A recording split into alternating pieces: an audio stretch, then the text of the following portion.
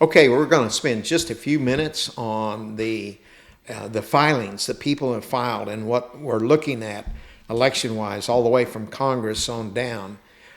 We just finished that last Friday, and so there's a lot of things going on out there. Yes, sir. Bob, I think let's just start with the federal government. Obviously, Kevin Hern, our U.S. representative for District 1, filed for the U.S. Senate seat opened by Markwayne Mullin. And with Trump's endorsement, he's a shoe-in for that race, I believe. Now, what's really interesting is his vacated seat, which is District 1, drew quite a few people in that particular race, and one of which is one of our corporation commissioners, Kim David. Now, Kim David was not a particularly conservative state legislator before she became a corporation commissioner. And who knows, is this one of these things that you just have intention of just stepping stones rather than really serving people or something? When you make a career in politics, that's what you do, right? I guess that's true. But the one that I'm excited about is Pastor Jackson Lohmeyer. Yep. Lohmeyer ran 4 years ago against Senator, help me. Oh gosh. No, I'm drawing a blank myself. So anyway, James Senator Langford, yes. Okay, all right. It was Langford. Yeah, it was Langford. I'm sorry, I just went. I'm 79, folks. Anyway, fine, Charlie. He didn't do as well as a lot of people thought he might, but he did fairly well also. His church in Tulsa has grown dramatically since then. About 3 years ago, he started up an organization called Pastors for Trump. And that organization grew dramatically. And at one time or another over the last 3 or so years, he's had virtually every member of the Trump family in his church at one time or another. And what my sources are telling me is, but he raised $100,000 in the first week. Now, this is a very short election cycle, so money is very important in this election cycle. And my sources tell me that the Trump administration or Donald Trump basically gave him a deal that if you can raise $250,000 in the next 30 days, Trump will endorse him. If that happens, he will be a shoe-in. He may be a shoe-in anyway without the endorsement, but he will be a shoe-in to that race. Now, are those the only two, Charlie? No. Okay, who's next? So the reason I say that is because I wonder about the value of a Trump endorsement today versus, let's say, 2 years ago, pre-Iranian war. It seems like the sentiments kind of changed.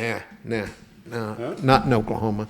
Trump's so popular in Oklahoma, it's not even funny. That war has nothing to do with it here, in my opinion, anyway. And but let me finish this one thing about Lohmeyer. Sure. If he's elected. He is, I think, a very good candidate to become a member of the Freedom Caucus. We have only one that's a member of the Freedom Caucus right now, and that's our U.S. Representative Josh Brecheen. And so I think he could become a member of that Freedom Caucus, which would be very, very good. The next one I want to point out that was a shocker here is I have been supporting Cindy Byrd for Lieutenant Governor. Sure. And before former state representative Speaker of the House, T.W. Shannon, jumped into the race, she was already polling over 50% in that race. He jumps in and she's kind of behind now. And I was still very much supporting him. Her over T.W. And then Trump endorses T.W. And she knew it was over. So at the last minute, rather than filing for that position, she filed for state treasurer. And we have a fantastic state treasurer. So, Bob, as you know, I've arranged a candidate forum Wednesday night at Liberty Church Edmond. That's Wednesday night, the 8th of April, and then Wednesday night, the 22nd of April, a candidate forum in Woodward, Oklahoma. And I disinvited her to both of those, and I have invited Todd to both of those. And because Todd that's his background, investments, he has refused to invest any of our state money with companies like BlackRock that are in favor of ESG and things like that, or any bank or any investment firm that's tried to punish our oil and gas industry. He's raised our credit rating 3 times. You couldn't have a better treasurer. And it really disappointed me that she did that. Now, she got the freedom to do that. But I invited her to these other forums. Then one other one that I want to speak of is we had our U.S. Representative, Frank Lucas, is a lifer. And anyway, I was surprised to see that the former pastor from Enid, which right now slips my mind here, and I talked to him on the phone this morning, but okay. But I'll figure it out here in just a second here. Anyway, I was shocked to see that he was on the ballot, so I have invited him to this meeting Wednesday night, and I've invited him up to Woodward to speak. And I can tell you, when he ran 4 years ago, he got 31%. There was a third candidate that got about 9%. So between the two of them, they got almost 40% of the vote, which is very strong for someone to take on a sitting U.S. representative when that sitting representative got $4 or $5 million, and the two of them couldn't come up with $1 million between the two of them.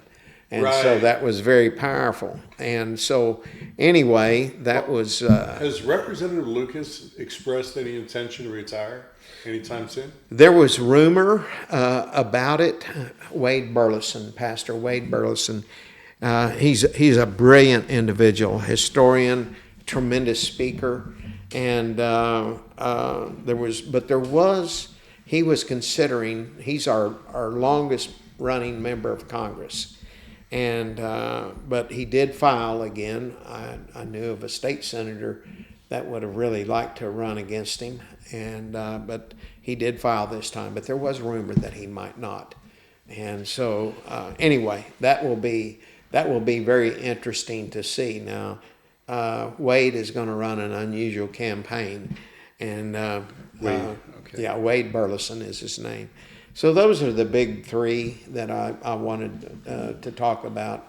I will say this. In the most recent Freedom Index put out by the New American Magazine, which is an arm of the John Birch Society, the Freedom Index evaluates people based on how you vote according to our Constitution. And in the most recent Freedom Index, we had Josh Burkeen, 90 or above. We had Kevin Hearn, 80 or above. It was, yes. And then you had Tom Cole, Frank Lucas, and Stephanie Bice. I call them she's the new lifer. The other 2 are the lifers. They're there as long as they want to be, virtually. Stephanie Bice is getting there, huh? Yeah, she's joined the lifer group there. And yet they have rather weak scores on that end. They're around 60. Yes. Langford's was about 55. Mark Wayne Mullins was a 47. And so Mark Wayne Mullen, even though he says a lot of things that a lot of people like to hear and things like that, when it comes to governing according to the Constitution, he's not that strong. Kevin Hearn at 80 will be a better U.S. Senator, I believe, than Mark Mark Wayne Mullen was. And he's already had the chance to be proven because he's Yes. been in the House. Yes. So that 80% or better voting record Yes. is Yes. it's backed up. Yes. It's true evidence. Uh, It goes to my thought, Charlie. When a person votes, what they have to say doesn't matter anymore. You simply look at their voting record. It tells Yeah. you all you need to know. Yeah. Ultimately, what's happening in Oklahoma is becoming even more conservative. This liberal rag we have called the Oklahoman the newspaper, which is a part of the USA Today, they have written 2 or 3 articles where they are moaning and groaning over the fact of how conservative that Oklahoma is becoming. I just met a new couple at church, sat next to them. They've just moved here from Washington State. They're the second couple to join our church or come to our church from Washington State. They both left because they're too liberal. And then at the Home and Garden Show, I met a lady that she and her husband just moved here from California because they're too liberal, too much regulation, too high taxation. And that's what's coming into Oklahoma. That's what's making it more conservative. And we've got something that's really exciting here. Last year, the person that won the position of the new president pro tem was Lonnie Paxton. He won that on a 20-19 vote. It was close. Over David Bullard, Senator Bullard. Now, the one vote that didn't occur, it was an open seat. That's now been filled with Senator Logan, who is a supporter of David Bullard. Now, in this county, we have 2 Senate seats. Both of the current incumbents are Paxton supporters. Both of their opponents will be Bullard supporters. Sure. If we can get David Bullard elected if we can get him enough senators to vote for him to be the next president pro tem, not only is the Senate right now the most conservative it's ever been, with him as leadership, it'll be unbelievable. We will actually, I believe, have a block to the special interest groups of the deep state that have influenced our state legislature on a very bad. It's rather interesting, Charlie. You bring out this notion. It's going to be the primary that determines who the next Senate pro tem is. And again, the Senate pro tem, just the way the rules are structured, carries so much power and influence. Yep. It is it's so disproportionate how much power is given up by individual senators for the sake of that consolidation. Yep. Charlie, let me go back to the lieutenant governor's race for a moment, if it's all right. 'Cause all of a sudden, the dynamics have changed. Yeah. And I'm going to be Aya right now. Okay, allow me to speak for Aya. Okay.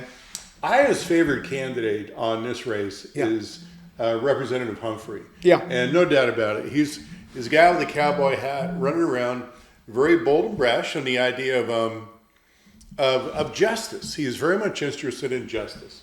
And you can see it in his campaigning. Can you speak to the possibility of that? What are your thoughts on that race? So there's about 6 candidates, and there will not even be a runoff. T.W. Shannon will be. You think he's just going to take it and all the way through? It's not even going to be close. Okay, Charlie's betting his house on T.W. Shannon. Let me pull the change out of my pocket. That's the house, okay? All right, okay. There will not even be a runoff in that seat. There will be in the governor, but not in that seat. No, all right. Let's go back to District 1, congressional district with Kim Davis. Yes. And Jackson Lohmeyer. Other candidates? Yeah, there's others. Yeah. You think is it really between these two? Yeah. So it's going to boil down to that. I don't believe there'll even be a runoff there. All right, you've expressed your thoughts on the treasurer. Now, of course, Cindy Byrd has, if I'm right, all the funds that she has raised so far, all right, for running for lieutenant governor, will follow her into this race for treasurer.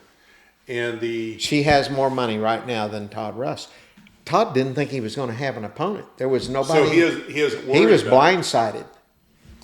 all of a sudden he finds out he's got an opponent. Yeah. And So now he's got to raise money. You know, I think he has like $50,000 in his for his statewide left raise, over $50,000. Yeah. As the incumbent. And she's right now at about 175. She spent a lot already on the other race. Right, okay, but she's been getting But around she's- and gaining name recognition. That's How many right. people can tell who would identify the state treasurer or the significance of the office? Yeah. All right, and in a day when we're talking about currency, what's going to happen with the Federal Reserve now, the dollar, and how do we transition from that? And what's the state's role in that? I would think that the treasurer is going to have his moment of being a very significant office, and I'm wondering. I'm going to have to look at that. He has a The whole lot idea. of funds that he needs to invest Yes. for the well-being of Oklahoma. the citizens of Oklahoma. Now, at the same time, the budget, if I have this right, the funding for our budget is getting kind of tight because revenue is not as great as it used to be historically. Do you know how tight that's getting and the impact of the treasurer on that? There's no impact on the treasurer. Let me just say this on the budget here. The pathway to eliminating our state income tax is now dependent, because of a bill we passed last year, is dependent upon $300 million of new growth money each year. We did not have $300 million. So it was going to take 19 years as long as you had $300 million each year. And so that set it back another year. And Has it? With the yeah, increase in the cost of energy? Now, I know for the average family budget, that's a big deal. That's a Yeah. definite negative. Yeah. But for the sake of state taxes Well, and revenue, Well, that's going to help. The increase in the cost of energy will help a little bit this year, but mostly a lot of that will help for next year. next year. Yeah, we're our budget in Oklahoma, I think, ends June 30th. I believe whereas the federal government's ends the August 29th or September 29th. I can't remember which. And Okay.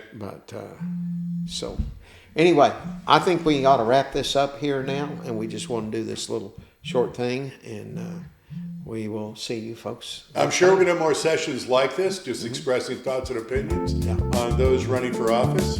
And we'll post them. Yeah. Take care all. All right.